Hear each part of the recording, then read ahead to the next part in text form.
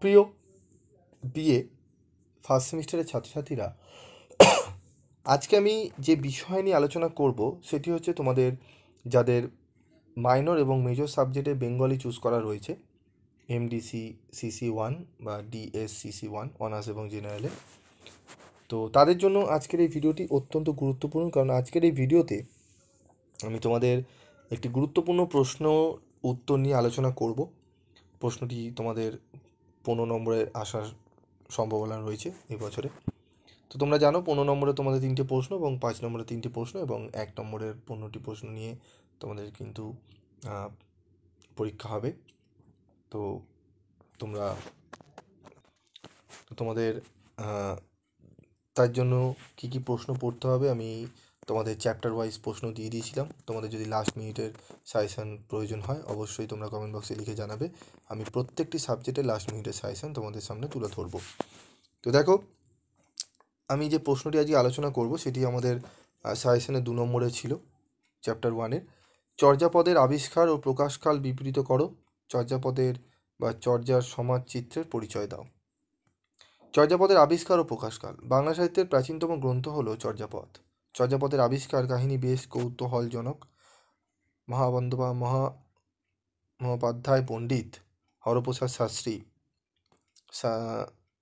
মহাশয় 1907 খ্রিস্টাব্দ নেপালের রাজ দরবারের পুঁথিশালা থেকে তালপাতায় লেখা চর্যাপদের কয়েকখানি ছিন্ন পুঁথি আবিষ্কার করেন এবং নিজ সম্পাদনায় 1916 খ্রিস্টাব্দে বঙ্গীয় সাহিত্য পরিষদ থেকে 1000 বছরের পুরনো বাংলা ভাষায় বৌদ্ধ গান ও দোহা নামে গ্রন্থটি প্রকাশ করেন। চর্যাপদের নামকরণ। বৌদ্ধ গানগুলিকে সাধারণভাবে চর্যাপদ নামে অভিহিত করা হলেও হরপ্রসাদ শাস্ত্রী মহাশয় এর নাম দিয়েছিলেন চর্য বিনিশ্চয়, যার অর্থ হল আচরণীয় এবং অনাচরণীয় বিষয়ে নির্দেশ। মুনিদত্তের টিকায় এই গ্রন্থটিকে চর্য নামে অভিহিত করা হয়েছে। ডক্টর সুকুমার সেন মনে করেন এই গ্রন্থটির নাম চর্যাচর্য বিনিশ্চয় হওয়া উচিত। সাম্প্রতিককালে বিভিন্ন বিচারের মাধ্যমে প্রমাণিত হয় গ্রন্থটির প্রকৃত নাম ছিল চর্যা গীতিকোষ। এ থেকেই গ্রন্থটির নাম হয়েছে চর্যাপদ। চর্যায় সমাজচিত্র। চর্যা কবিগণ ছিলেন বৌদ্ধ সহজিয়াপন্থী সাধক। এই বৌদ্ধ সাধকগণ ধর্মের কথা বলার ফাঁকে ফাঁকে বাংলার সমাজ জীবনের চিত্র তুলে ধরেছেন। ঐতিহাসিক বিচারে চর্যাপদগুলির রচনাকাল পাল বংশের পতন ও সেন বংশের অভ্যুত্থানের সময়। চর্যাপদের মধ্যে বাংলা, উড়িষ্যা, বিহার এমনকি অসমের বৃহত্তর অংশের সমাজচিত্র ফুটে ওঠে। চর্যাপদে উচ্চ অভিজাত শ্রেণীর মানুষ দরিদ্র নিম্ন বর্ণের মানুষের কথা বলা হয়েছে, যাদের সংস্কৃতিতে কোনো স্থান নেই। শ্রেণীভেদ। সমাজে নিম্ন শ্রেণীর লোকেরা ছিল অবহেলিত এবং আর্থিক দিক থেকে বিপর্যস্ত। এদের বাসস্থান ছিল নগরের বাইরে।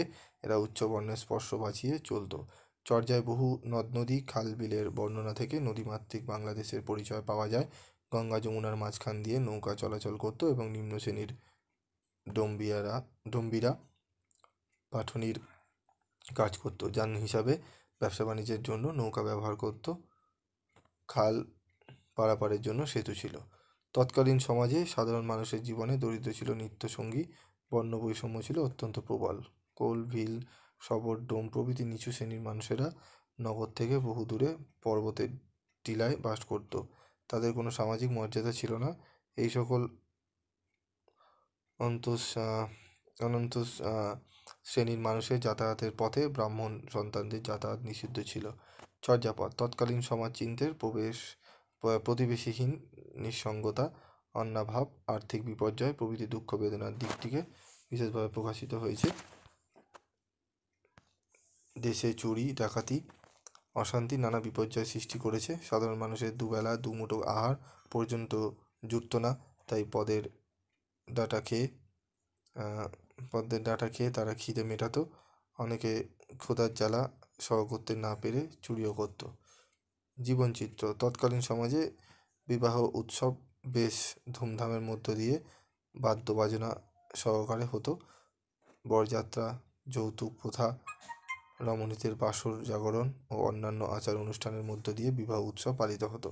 ভালো যৌতুক পেলে নিচু বর্ণের মেয়েকে বিবাহ করতেও উচ্চবর্ণ আপত্তি করতো না। তখন সমাজে শ্বশুর শাশুড়ি, নন্দ শালী প্রভৃতিকে নিয়ে যৌথ পরিবার প্রথা প্রচলিত ছিল। তৎকালীন নারী সমাজে অলঙ্কার পরার রীতি ছিল। তারা কানের, নূপুর, কঙ্কন প্রভৃতি গয়না ব্যবহার করত। উঁচু পাহাড়ে সবর মেয়ে বাস করত।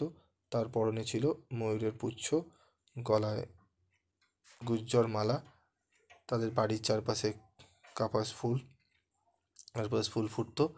জ্যোৎস্না রাতে সবরই সুরাপানে মত্ত হয়ে প্রেমের বন্ধনে বাধা পড়ত। ঠিক আছে, তো এই উত্তরগুলো দেখে নাও। এরপর রয়েছে ধর্মীয় বিবর্তনটা দেখে নাও। বৌদ্ধ ধর্মীয় পাল রাজাদের সমুন্নতি ও পতন এবং ব্রাহ্মণ্য ধর্মাবলী সেন রাজাদের উত্থান ও পতনকালের পটভূমিকায় চর্যাপদগুলি রচিত হওয়ায় এর মধ্যে সমকালীন ধর্ম বিবর্তনের পরিচয় পাওয়া যায়। ঠিক আছে, দেখে নাও একটু ধর্মীয় বিবর্তনটি। বাউল সাধকদের মধ্যে এই ধারার রেশ বর্তমান ছিল। এই সময় ধর্মীয় জীবনেও যে অবক্ষয়ের চিহ্ন সুস্পষ্ট হয়ে ওঠে তার পরিচয় পাওয়া যায়। হিন্দু সমাজে নানা অবিচার দেখা দেয়। বৌদ্ধগণও অবক্ষয়ের চরম সীমায় উপনীত হওয়ায় এই যুদ্ধের অবসানে তারা সমাজ জীবন থেকে প্রায় নিশ্চিহ্ন হয়ে যায়। তো উত্তরটি 15 নম্বরের জন্য তোমাদের রয়েছে, তোমরা ভালো করে উত্তরটি করে নিও। এবং যদি তোমাদের মনে হয় যে স্যার আমরা বাংলার PDF নোটস কিনবো, CCF 2022-এর যারা ক্যান্ডিডেট রয়েছে, মেজর এবং মাইনরের বাংলার নোটস কিনতে চাও, তারা সামান্য রেমুনারেশনের বিনিময়ে তোমরা PDF নোটস কালেক্ট করে নিতে পারো। তার জন্য তোমাদের যোগাযোগ করতে হবে 7278981430 এই নাম্বারে। ঠিক আছে, তো এই নাম্বারে তোমরা যোগাযোগ করো। এবং অন্যান্য কোন কোন সাবজেক্টে তোমাদের সাজেশান লাগবে তোমরা কমেন্ট বক্সে লিখে জানাতে পারো। প্রত্যেকটি সাবজেক্টের সাজেশান তোমরা সব থেকে কম দামে টু দি পয়েন্ট অ্যান্সার সহ, গোছানো সহ, সাজেস্টিভ প্রশ্ন সহ, তোমাদের প্রবাবল কোশ্চেন উইথ অ্যান্সারের পিপি ক্লাস নোট সিরিজের কিন্তু তোমরা নোটস পেয়ে যাবে।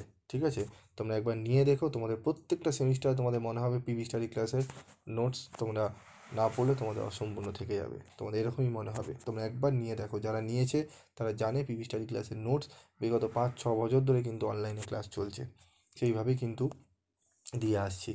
ঠিক আছে, তোমাদের প্রত্যেকটা সাবজেক্টের মডেল প্র্যাকটিস সেট বিগত 5-6 বছর ধরে দিয়ে আসছি। ইউটিউবে প্রথম কিন্তু পিপি স্টাডি ক্লাসই কলেজের মডেল প্র্যাকটিস সেট দিয়ে এসছে, এবং সেখান থেকে 80 থেকে 90% প্রশ্ন কমন এসছে। তোমরা ভিজিট করে দেখতে পারো অন্যান্য চ্যানেলে, তখন আসেইনি সেই চ্যানেল, তারা তখন দেওয়াই শুরু করেনি। ঠিক আছে, তো ভালো করে বুঝে শুনে তারপর নোটস কিনো, দেখবে তোমরা কিন্তু ঠকবে না। কারণ তোমরা অনেক ছাত্রছাত্রীরা রয়েছো, প্রচুর টাকা কিন্তু খরচা করে তোমরা কলেজে ভর্তি হয়েছো। সেখানে যদি তোমরা সব সাবজেক্টের মধ্যে একটি সাবজেক্টে পাস করো, বাকিগুলো সাপ্লি পেয়ে যাও, তাহলে খুবই কষ্টদায়ক। সেগুলোর জন্য আবার তোমাদের কিন্তু পয়সা খরচ করে আবার তোমাদের প্রত্যেক কিছু কিছু জায়গায় নোটস তোমরা কেনো, সেগুলো একটাও হয়তো প্রশ্ন কমন আসে না সেরকম, কিন্তু তার জন্য কত টাকা তোমরা ব্যয় করো। তো একবার পিভি স্টাডি ক্লাস ভরসা করে দেখো, তোমরা ঠকবে না। আজকের মতো এটুকুই, দেখা হচ্ছে পরবর্তী ভিডিও ক্লাসে।